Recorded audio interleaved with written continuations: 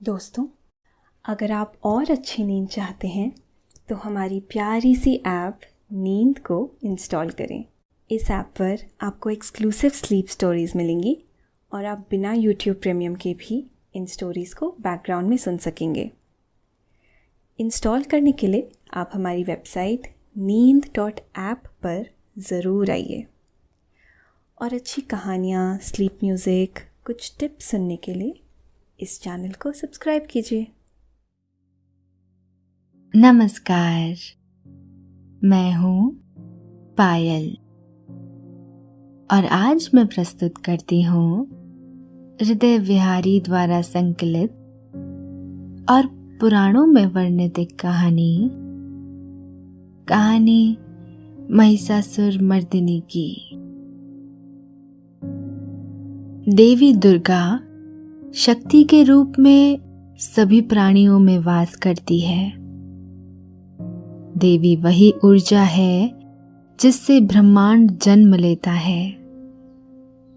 देवी का ना कोई आरंभ है और ना ही कोई अंत।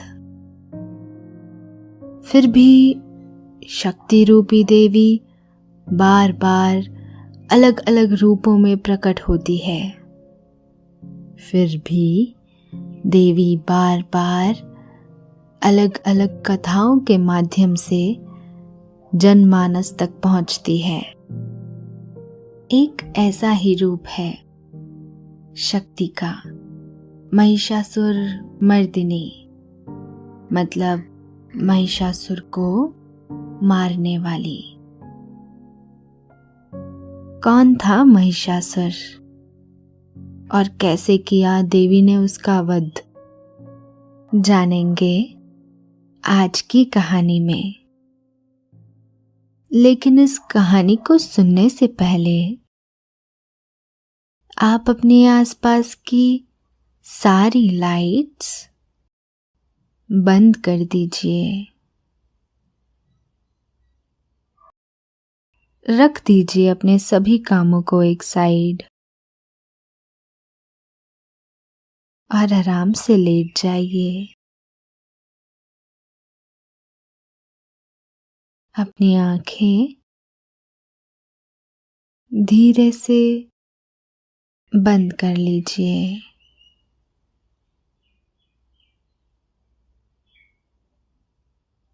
अब थोड़ा सा अपने शरीर को आराम दीजिए।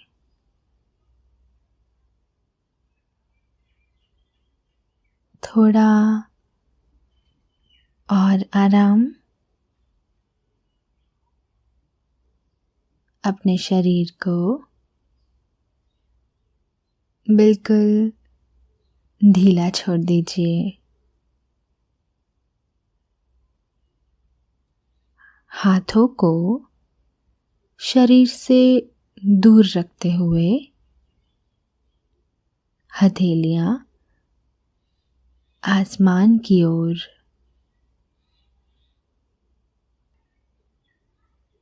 आराम से, कोई टेंशन नहीं, कोई तनाव नहीं। अपने दिमाग में चल रहे सभी विचारों को, चिंताओं को त्याग दें। एक शांति सी महसूस करें। महसूस करें कि एक शांति आपके अंदर प्रवेश कर रही है।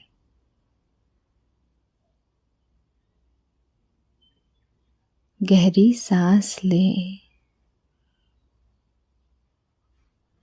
सभी नेगेटिव और पॉजिटिव विचारों को धीरे धीरे निकाल दें। अब अपनी सांसों पर ध्यान लगाएं। इसको धीमे या तेज नहीं करना है। बस ध्यान देना है कि कैसे वो आपके नाक और गले में होते हुए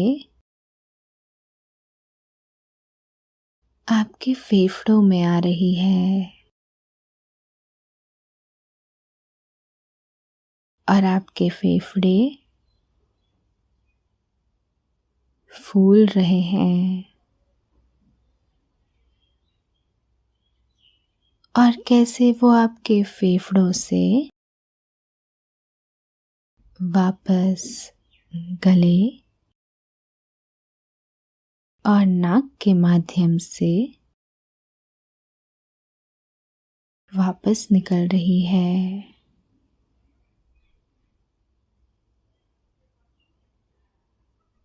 और आपके फेफड़े थोड़े सिकुड़ रहे हैं।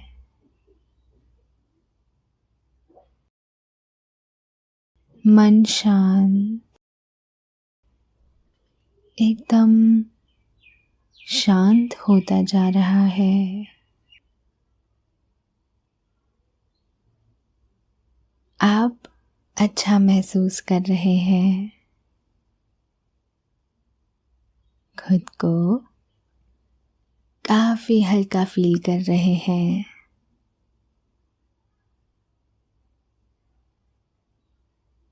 सब तरफ शांति है, सुकून है, खामोशी है।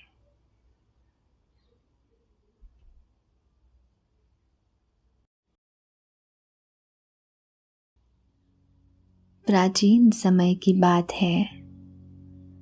रंभा नाम का एक असुर था जो महर्षि काश्यप और दनु का वंशज था।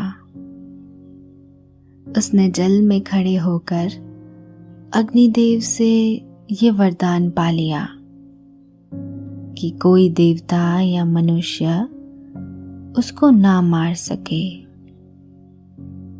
ये वरदान पाकर वो खुद को अमर समझने लगा और सृष्टि पर हाहाकार मचा दिया। एक दिन जब जल में एक महिषी को देखा तो वो उस पर मोहित हो गया और अपने आप को एक महिष के रूप में परिवर्तित कर लिया। इन दोनों के प्रणय से उत्पन्न हुआ एक बालक जिसका नाम था महिषासुर। महिषासुर ने देखा कैसे वरदान के बावजूद उसके पिता की मृत्यु एक दूसरे महिष ने कर दी है। उसको लगा कि ये देवताओं का कोई षड्यंत्र है और उसके मन में प्रतिशोध की भावना घर कर गई थी और उसने भगवान ब्रह्मा से वरदान के लिए तप करना शुरू कर दिया। वर्षों की तपस्या के बाद प्रजापति ब्रह्मा उसके सामने आए और वर मांगने को कहा। महिषासुर ने अमर होने का वरदान मांगा, जो ब्रह्मा ने ये कहकर मना कर दिया कि जिसका जन्म हुआ है उसकी मृत्यु निश्चित है। फिर महिषासुर ने सोचा कि नारी कमजोर होती है और वो उसका वध नहीं कर सकती, तो वरदान मांगा कि ब्रह्मांड पर कोई भी पुरुष, देव या पशु उसे न मारे। ब्रह्मा ने अस्तु कहकर उसे उसका वांछित वरदान दिया और अंतर्ध्यान हो गए। महिषासुर इस विश्वास से अंधा हो गया कि वो अब अमर है। महिषासुर ने उसकी संप्रभुता से इनकार करने वाले सभी को मार डाला। भूलोक और पाताल लोक पर कब्जा कर दिया। अब वो खुद को ईश्वर मानने लगा था। महिषासुर बाद में स्वर्गलोक के देवताओं को परेशान करने लगा और पृथ्वी पर भी उत्पात मचाने लगा। उसने स्वर्ग पर एक बार अचानक आक्रमण कर दिया और इंद्र को परास्त करके स्वर्ग पर कब्जा कर लिया तथा सभी देवताओं को वहां से खदेड़ दिया। देवगण परेशान होकर त्रिमूर्ति ब्रह्मा, विष्णु और महेश के पास सहायता के लिए पहुंचे। सारे देवताओं ने फिर से मिलकर उसे फिर परास्त करने के लिए युद्ध किया, परंतु वे फिर हार गए। इसी दौरान पृथ्वी पर कात्यायन नाम के एक ऋषि, जो देवी शक्ति यानी पार्वती के बहुत बड़े भक्त थे, उन्होंने देवी की घोर तपस्या की। तपस्या के फल स्वरूप देवी ने ऋषि कात्यायन को दर्शन देकर वर मांगने को कहा। कात्यायन ने कहा कि वे कोई वर नहीं चाहते, बस वो देवी को अपनी पुत्री के रूप में देखना चाहते हैं। देवी मुस्कुराई और वरदान की पूर्ति करते हुए देवी पराशक्ति ने अस्तु कहा। जल्द ही कात्यायन ऋषि के घर एक दिव्य और अद्भुत कन्या का जन्म हुआ। क्योंकि वो ऋषि कात्यायन के घर जन्मी थी, उसका नाम कात्यायनी रखा गया। अद्भुत सौंदर्य और तेज से भरी ये कन्या बहुत शक्तिशाली और विशाल ज्ञान का पुंज थी। बालिका की आंखें बहुत सुंदर तथा वर्ण बहुत सौम्य था। बचपन से ही वो कन्या युद्ध कला में निपुण थी।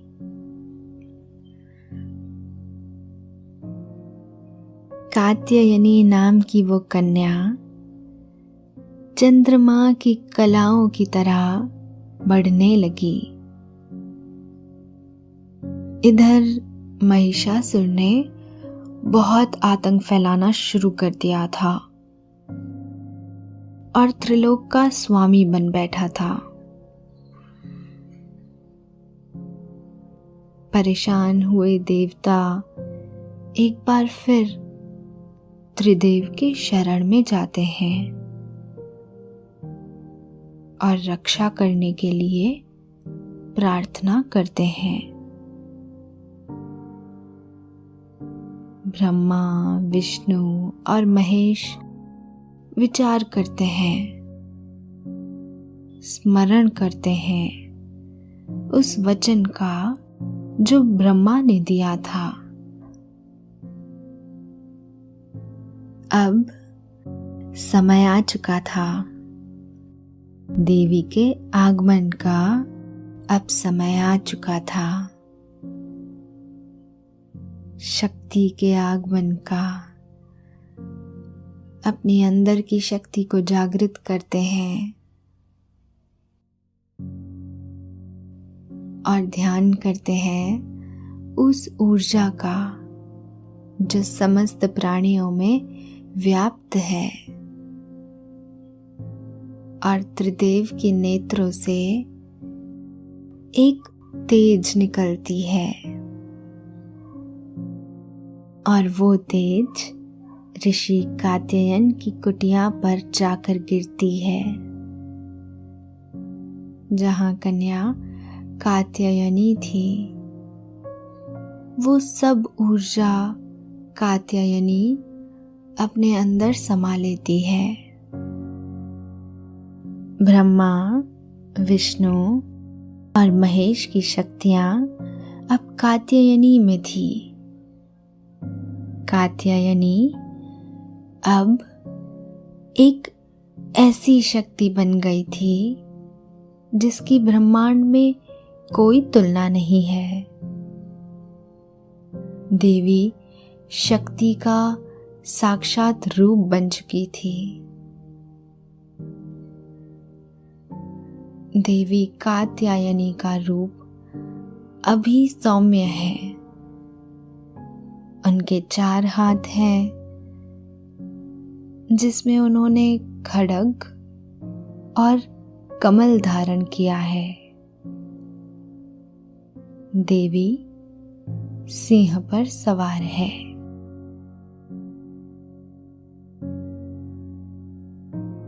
ऋषि कात्यायन इन्हीं देवी की 3 दिन आराधना करते हैं। सप्तमी, अष्टमी और नवमी को ऋषि की पूजा से संतुष्ट हो देवी अपने इस दिव्य रूप के साथ देवताओं के सामने प्रकट होती है। देवी बहुत तेज अट्टहास करते हुए उनके आह्वान का कारण पूछती है। देवता उन्हें महिषासुर के वरदान और उसके आतंक के बारे में बताते हैं।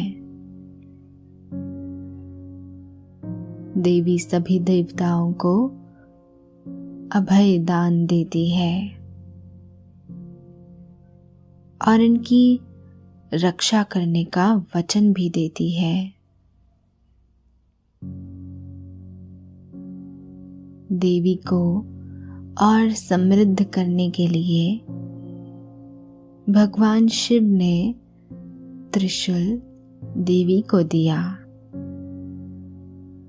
भगवान विष्णु ने भी चक्र देवी को प्रदान किया। इसी प्रकार सभी देवी देवताओं ने अनेक प्रकार के अस्त्र शस्त्र देवी के हाथों में सजा दिए। इंद्र ने अपना वज्र और अपने वाहन ऐरावत हाथी से उतरकर 1 घंटा देवी को दिया। सूर्य ने अपने रोम कूपों और किरणों का तेज भरकर एक ढाल और तलवार उन देवी को अर्पित कर दी। विश्वकर्मा ने अभेद्य कवच और अस्त्र देकर देवी को सभी प्रकार के बड़े छोटे अस्त्रों से शोभित किया। हिमालय ने सवारी के लिए सिंह और तरह तरह के रत्न देवी को भेंट किए। यक्षराज कुबेर ने मधु से भरा हुआ पात्र और शोषनाग ने उन्हें बहुमूल्य मणियों से विभूषित नागहार भेंट किया। इसी प्रकार दूसरे देवताओं ने भी उन्हें आभूषण और अस्त्र देकर देवी का सम्मान किया। बहुत तेज अट्टहास करती हुई देवी अब शिव के त्रिशूल, विष्णु के चक्र सुदर्शन और गदा कौमुदी और शंख पांचजन्य, ब्रह्मा के कमल के फूल और फंदे के साथ शेर पर सवार हो चुकी थी। देवी ने लाल वस्त्र धारण किए हुए हैं। उनके माथे पर तीसरी आंख सुशोभित है। देवी के 8 हाथ हैं, जिनमें उन्होंने अलग अलग अस्त्र और शस्त्र धारण किए हुए हैं। देवी का वर्ण श्वेत है और आंखों में क्रोध साफ झलकता हुआ दिखाई देता है। देवी ने सुंदर आभूषण धारण किए हुए हैं। अट्टहास करती हुई देवी युद्ध के मैदान में आई। वे युद्ध के मैदान में भैंस के सिर वाले महिषासुर को मारने के लिए चिल्लाई। देवी के साथ उनके गण भी आए थे, जो देवी के सम्मान ही युद्ध के तत्पर थे। देवी शंखनाद करती है, ऐसा शंखनाद जिससे दानवों का हृदय कांपने लगता है।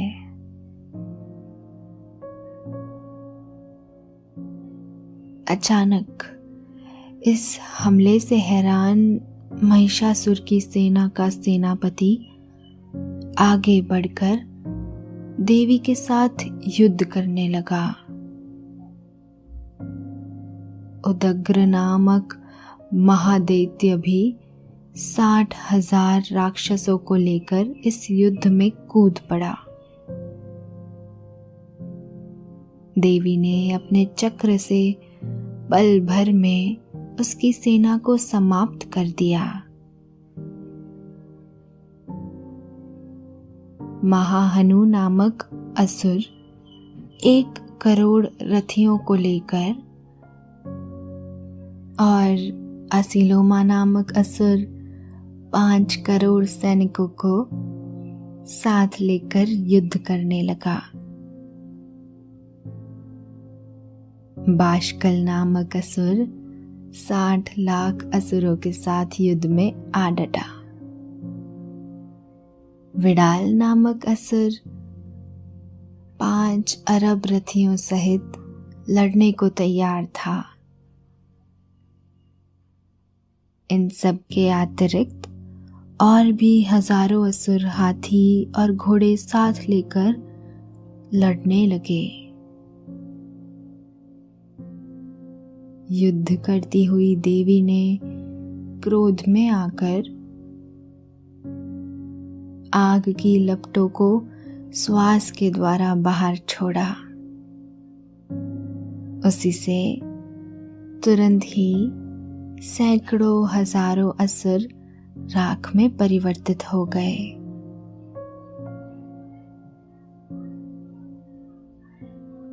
महिषासुर की सेना नष्ट होती देखकर उस सेना का सेनापति चिक्षुर क्रोध में भर देवी के साथ युद्ध करने के लिए आगे बढ़ा।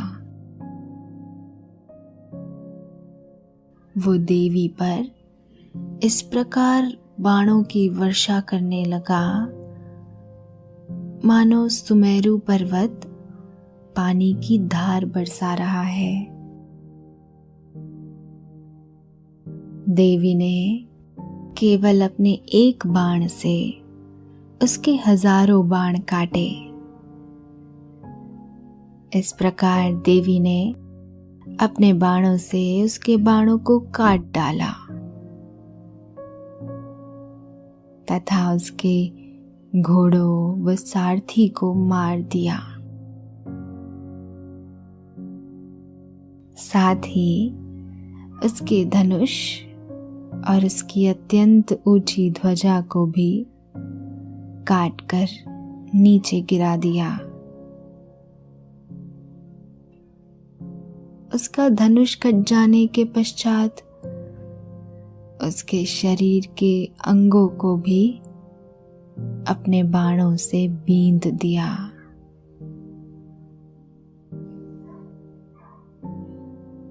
हारी हुई सेना के बाद अब बारी थी खुद महिषासुर की। जब क्रोधित देवी ने महिषासुर को अपनी ओर बढ़ते देखा, महिषासुर बड़ी निर्ममता से देवी के गणों को मारने लगा और बहुत तेज आवाज करता हुआ देवी की ओर बढ़ा। तो देवी ने फौरन उसके गले में फंदा फेंका और उसे बांध दिया। लेकिन महिषासुर बंधन से बचने के लिए भैंस से शेर का रूप बदलकर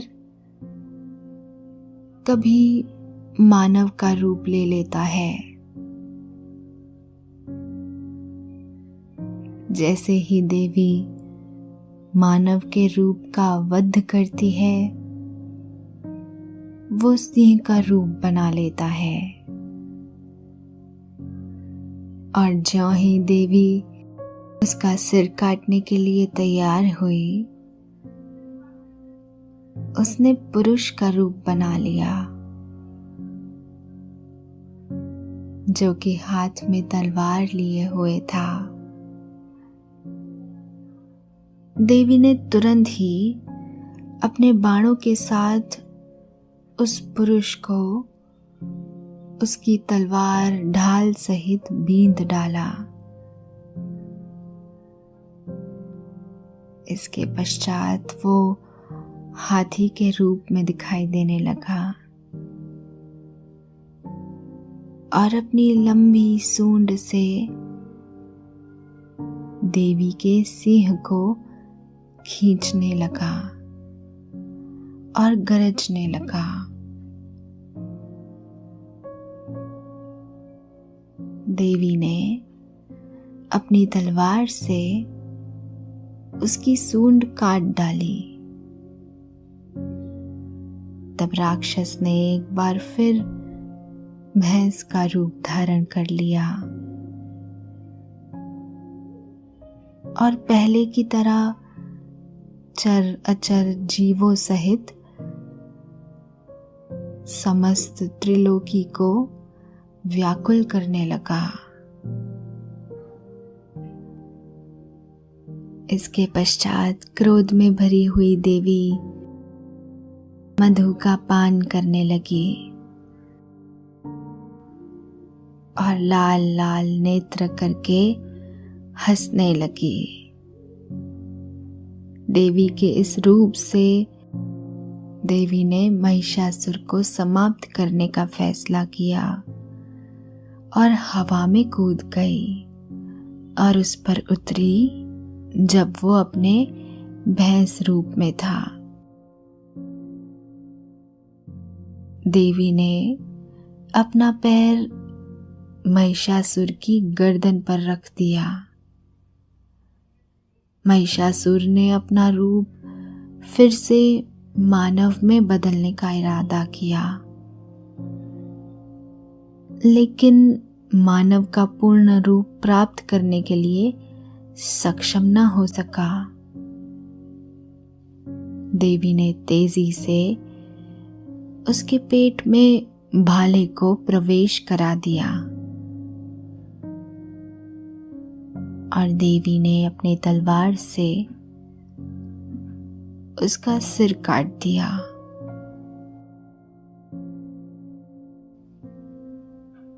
इस प्रकार देवी ने महिषासुर दैत्य का अंत किया और महिषासुर मर्दिनी कहलाई।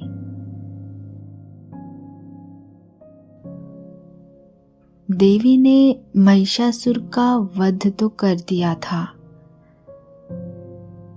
पर वे शांत नहीं हो पा रही थी। उनकी आंखें क्रोध के कारण बहुत लाल थी। शरीर से क्रोध के मारे आग की लपटें निकल रही थी। उनके अंग प्रत्यंग में अग्नि की एक ज्वाला धधक रही थी।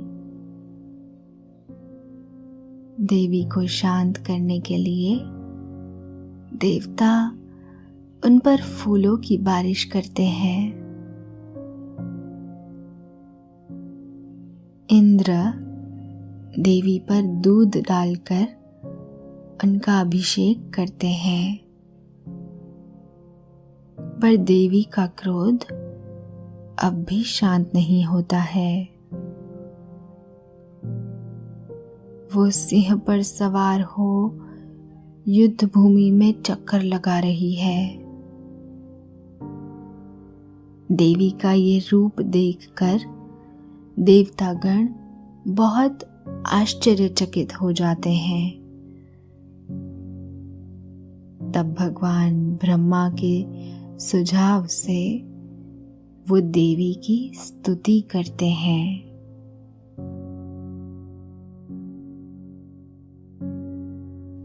इंद्रादि समस्त देवता अपने सिर तथा शरीर को झुकाकर भगवती की स्तुति करने लगे। जिस देवी ने अपनी शक्ति से ये जगत व्याप्त किया है और जो संपूर्ण देवताओं तथा महर्षियों की पूजनीय है,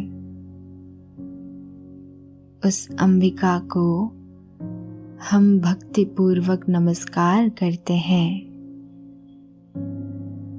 वे हम सबका कल्याण करे।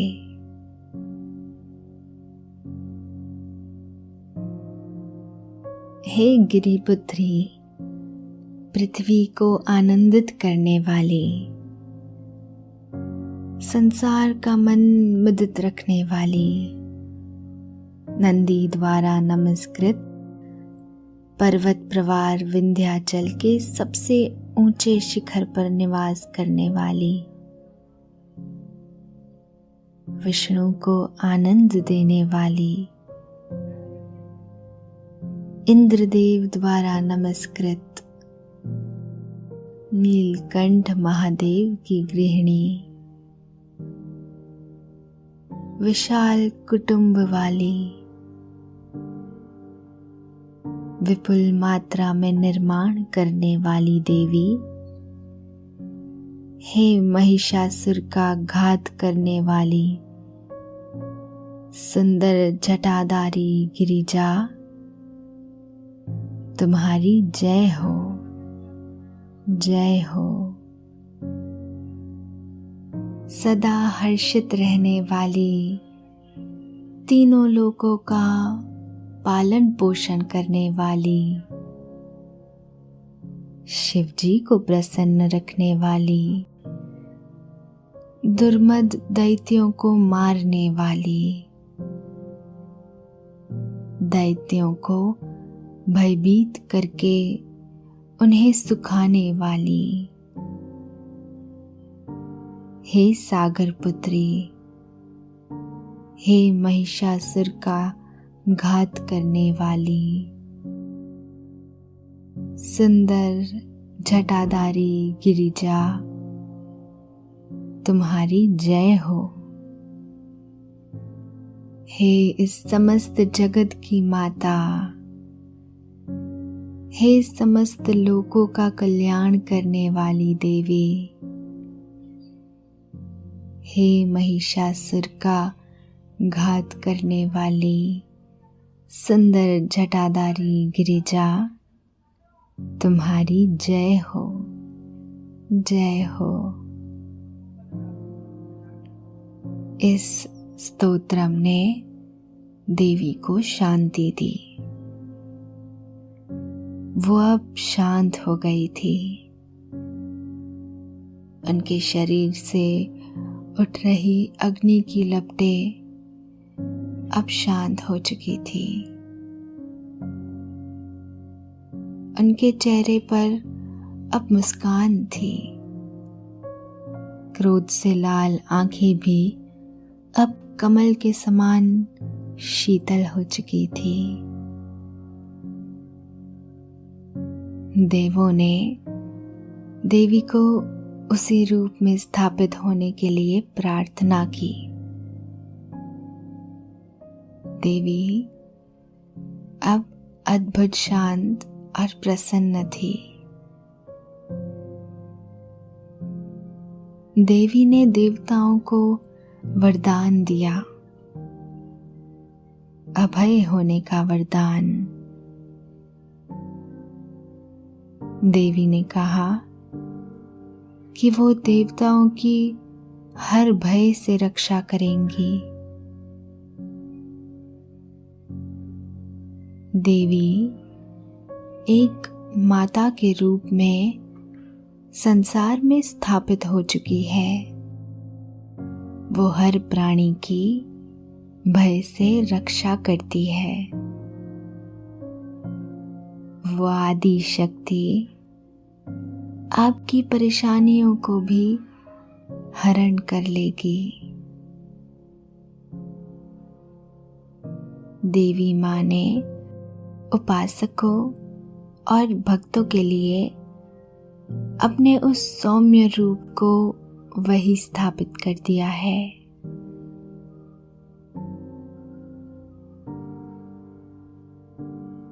ये थी आज की कहानी। आशा है आपको कहानी पसंद आई होगी। अब आप चिंता से मुक्त हो जाइए।